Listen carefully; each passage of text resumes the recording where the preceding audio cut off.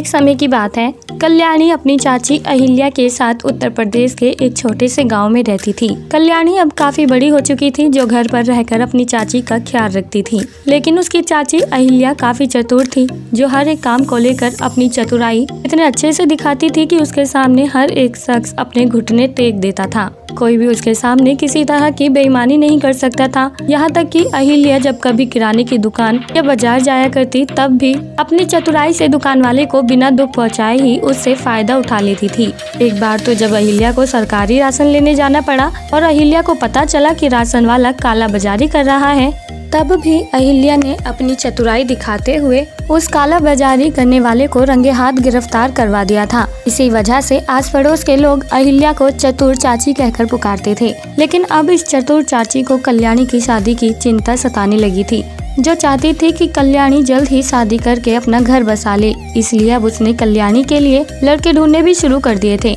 तभी अहिल्या के घर कल्याणी के लिए मल्हार नाम के लड़के का रिश्ता आता है। मल्हार दिखने में काफी अच्छा था और अपने फैमिली बिजनेस से ठीक ठाक कमा लेता था।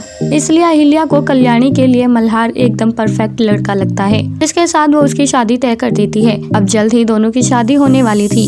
तभी अचानक एक दिन अहिल्या के घर मल्हार का पिता सार्थक आता है और अहिल्या से कहता है कि मेरा बेटा शादी के लिए राजी नहीं है। उसका कहना है कि जब आप उसे दहेज देंगी तभी वो आपकी लड़की से शादी करेगा। मैंने अपने बेटे को काफी समझाने की कोशिश की, पर वो नहीं मान रहा है। अहिल्या को सार्थक की ये बात सुनकर बहुत ज्यादा दुख होता है, क्योंकि अगर कल्याणी की शादी कैंसिल होती तो कल्याणी का दिल टूट जाता। पर सार्थक की बात अहिल्या को कुछ पच नहीं रही थी। उसे लग रहा था कि इस बात के पीछे जरूर कुछ काला है। इसलिए उस वक्त तो अहिल्या सार्थक को दहेज देने के लिए हाँ कर देती है और अगले दिन उसे अपने घर दोबारा बुलाती है और ढेर सारे पैसे और गहने दे देती है। तभी अचानक रूम में पुलिस और उसके साथ मल्हार की एंट्री होती है और पुलिस सार्थक को गिरफ्तार कर लेती है, क्योंकि पुलिस तक सार्थक द्वारा दहेज लेने की खबर अहिल्या ने ही पहुंचाई थी। इसी दौरान अहिल्या सार्थक से कहती है कि मैं इस गाँव की चतुर चाची हूँ।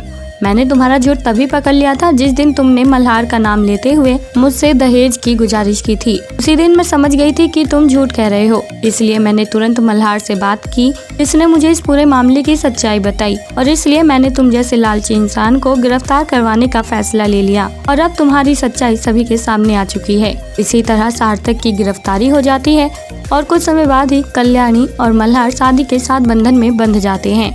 तो दोस्तों, कैसी लगी आपको चतुर चाची की ये कहानी? आप हमें कमेंट बॉक्स में कमेंट करके ज़रूर बताएं और साथ ही ऐसी और मज़ेदार कहानियाँ सुनने के लिए आप हमारे चैनल को सब्सक्राइब करना ना भूलें।